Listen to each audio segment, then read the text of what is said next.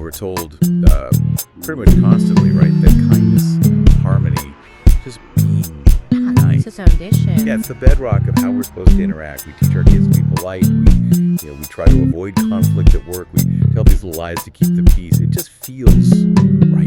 It's the ultimate social agreement, isn't it? That avoiding a little friction is worth, well, the minor cost of bending the truth. Exactly. But today, for this deep dive, we are looking at a really counterintuitive idea. What if those benevolent strategies, I'm talking about pro-social deception, white lies, exaggerated praise, what if they aren't social lubricants at all? What if they're actually potent psychological and adaptive impediments? Wow. Okay, that is provocative. Because we're so used to thinking that if the intent is good, then the outcome has to be good. Right. And we're going to explore this idea that prioritizing comfort over, say, competence might be actively maladaptive. Right. That it might create fragility right where we think we're building strength. That is the mission.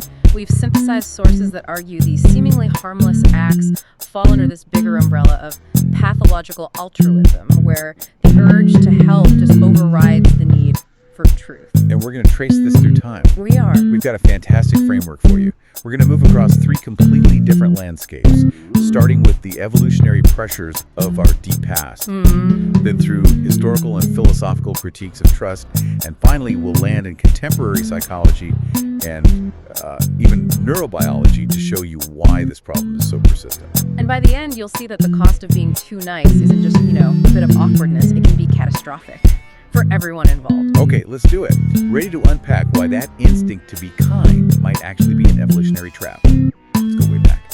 When being nice could literally mean extinction. So, when we look at our ancestral environments, the stakes for being wrong were, well, they were immediate and existential. If you misjudge the danger of a predator, or if the tribe just put the wrong person on the wrong job, the result wasn't a bad quarter, it was death. Truth, especially about someone's competence, was critical.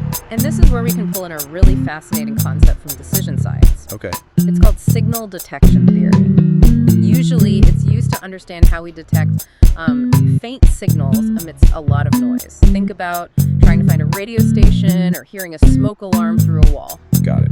The social group needed to do the same thing. They had to accurately detect the signal of competence. So the signal is basically, can Bob actually hunt? Precisely. Now imagine Bob is consistently a terrible hunter, but the group leader, or maybe his friends, they offer him all this exaggerated praise, or they lie about his failures to protect his feelings. Keep the group together. Right, to maintain group cohesion. That pro-social deception, that's the noise. But hold on a second. Isn't group cohesion and morale also critical for survival? I mean, couldn't accepting Bob's failure risk demoralizing the group more than just telling a white lie? That's the core trade-off, and it's why it's so tricky. The short-term benefit of cohesion, it feels really good. But that informational noise, it leads to a failure of accurate signal detection. It makes a false positive way more likely. A false positive. We believe Bob is confident when he isn't. Exactly. And the adaptive consequence of that. It's got to be bad. Catastrophic failure down the line. Bob is put in charge of a vital resource. He leads a hunting party astray. He's relied on for a defense he can't actually provide. A group that's bonded by false security and, misallocated talent is profoundly fragile when real stress hits. So the group with a harsher, more accurate feedback system. The one that says, Bob, you need to go gather berries, not track bison, that group ultimately outcompetes the one built on polite distortion. But I think that makes the cost to the group really clear. But what are the individual? The sources also brought up Robert Traver's theory on self-deception, which makes this whole thing recursive. Yes, this is the double whammy, the recursive cost of the lie.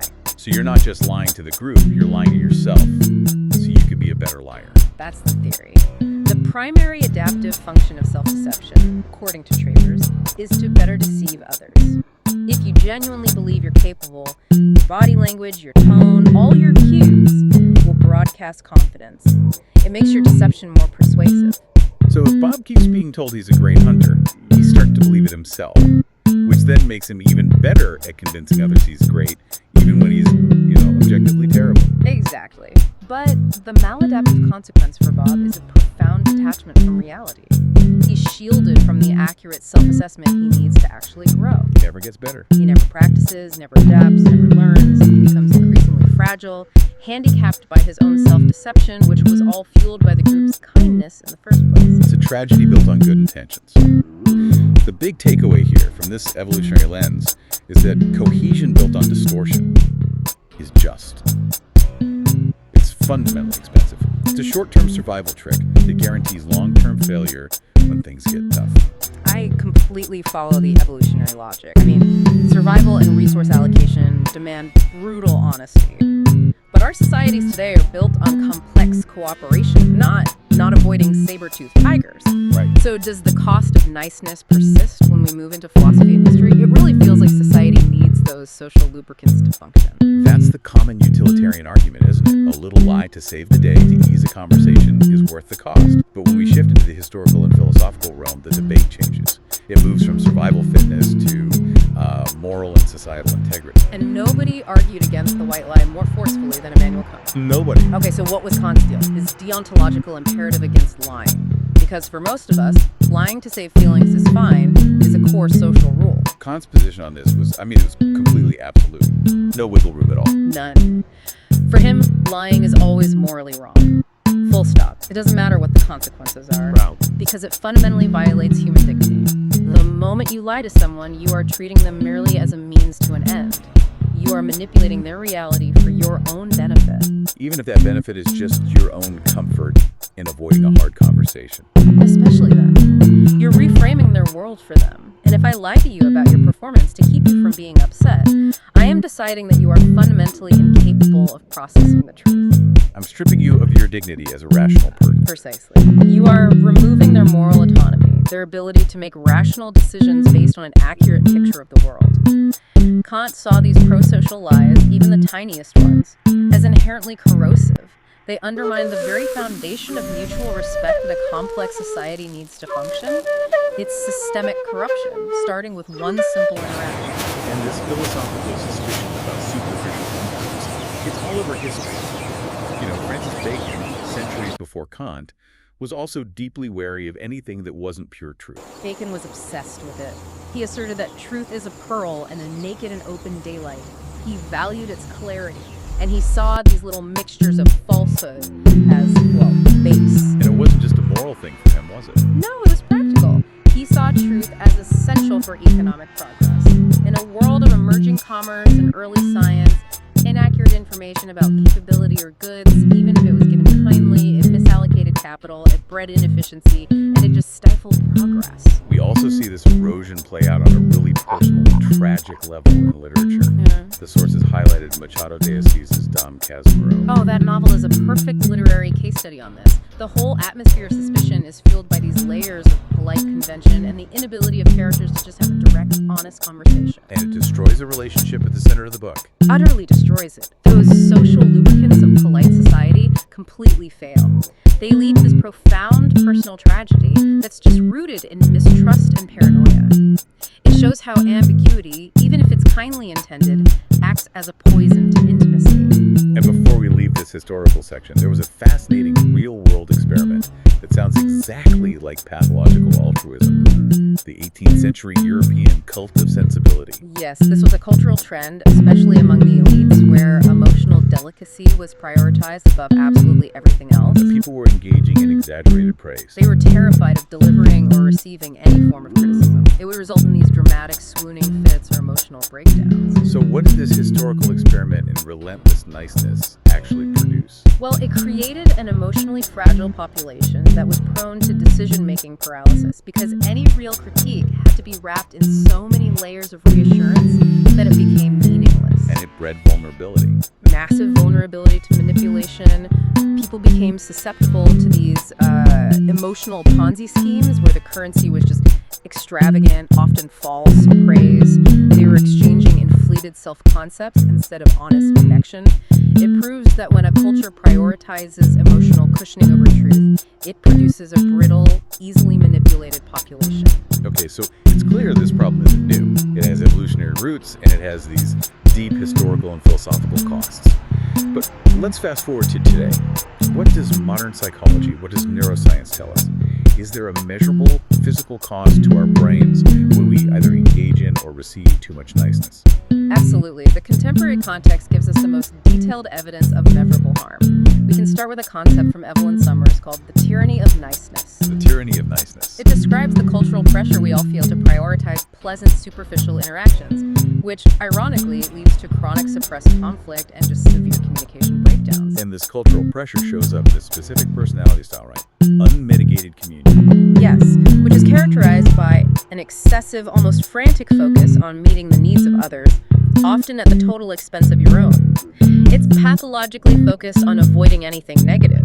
And the research. It's striking. People with this orientation show really poor individual outcomes, including significantly higher rates of depression and anxiety. So a person who is relentlessly focused on being kind to others ends up with poor mental health. That just seems so counterintuitive. Why?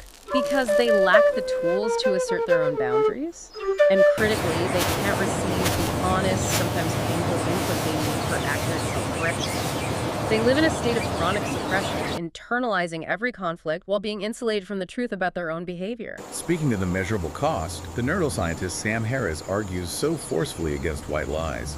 He calls them fundamentally corrosive. He does, and he brings in the cognitive dimension for the person telling the lie. The cognitive load. The cognitive load is fascinating.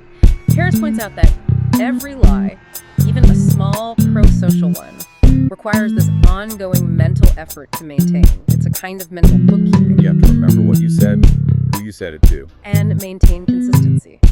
That cognitive overhead measurably degrades your overall cognitive performance, and it creates this chronic low-level stress.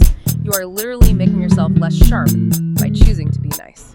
But what about the cost to the person being deceived? I mean, surely a small pro-social lie is better than a selfish, malicious one.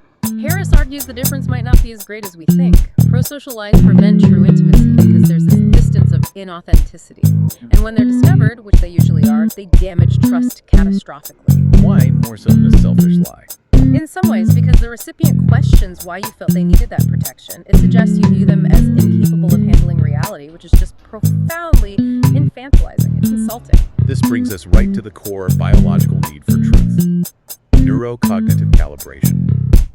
Explain why valid negative feedback isn't just helpful, it's essential for us to grow. So the human brain is, at its core, a prediction machine. It's constantly building and updating a model of reality and its own place in it.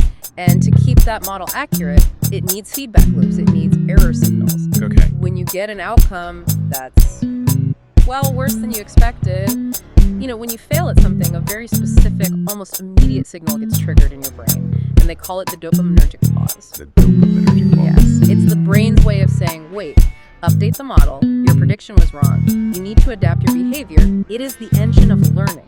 So if I receive exaggerated praise, false positive feedback for a mediocre effort on, say, a project at work, you eliminate that necessary error signal. False praise interferes directly with this fundamental calibration process. It generates an inaccurate self-schema, a state we could call illusory competence. You genuinely believe you're performing better than you are. And that false positive feedback, it just becomes a barrier. A profound barrier to authenticity and competence. It stunts growth because the individual is systematically shielded from the crucial hard truth they need to adapt.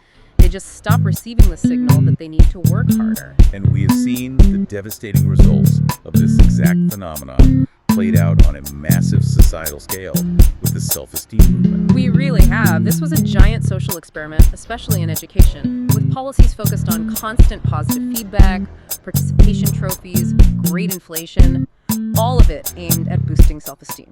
The assumption being that high self-esteem causes success. Right, that it comes first. But the empirical results tell a very different story. What happened? They were devastating. While self-esteem did in fact increase dramatically, actual competence and academic performance either declined or just stayed flat. The policies created a huge population with this significant unaddressed gap between their inflated self-image and their actual capabilities. Which is the opposite of what was intended. Exactly. Longitudinal research found that these cohorts showed increased narcissistic traits because they were constantly validated without effort. And counterintuitively, they exhibited increased rates of depression and anxiety. Why? That anxiety arises precisely from the chronic friction between that externally validated self-image and the inevitable, harsh realities of the world. Constant pro-social validation proved to be profoundly corrosive. It's just remarkable. When you look across all three eras, evolutionary necessity, historical morality, and contemporary neurobiology, a single, unified conclusion emerges. That pro-social deception and pathological altruism are short-term social anesthetics. Yes, and they invariably produce profound, long-term adaptive impairment. In the evolutionary context, they degraded information accuracy, threatening the whole group's survival. Historically, they eroded the institutional trust and moral autonomy that you need for complex cooperation. Which led to brittleness and tragedy, and today they actively disrupt our neurocognitive calibration. They prevent the psychological maturation we need for resilience and genuine competence. So the consistent pattern is this trade-off, where temporary emotional comfort is prioritized over the necessary friction of truth. And that leads directly to fragility and stagnation every single time. So what does this all mean for you, the listener, whether you're a manager, a friend, or a parent? It means that truth, even when it demands friction, isn't cruelty. It's the necessary foundation for flourishing. That's it. Genuine care demands that we orient our pro-sociality toward facilitating growth, not just emotional soothing. That is the essential reframe. The kindest thing we can do for someone, the thing that shows the most respect for their capacity as a rational person, might be to stop being quite so nice. We'll have to learn how to deliver difficult truths with compassion, but without diluting them. You're talking about frameworks like radical candor or even the ancient idea of stoic frankness tools that let you be honest without being aggressive. So here's our final provocative thought for you to chew on. If we truly accepted the inherent competence of other people, their dignity as rational, autonomous agents, would we ever feel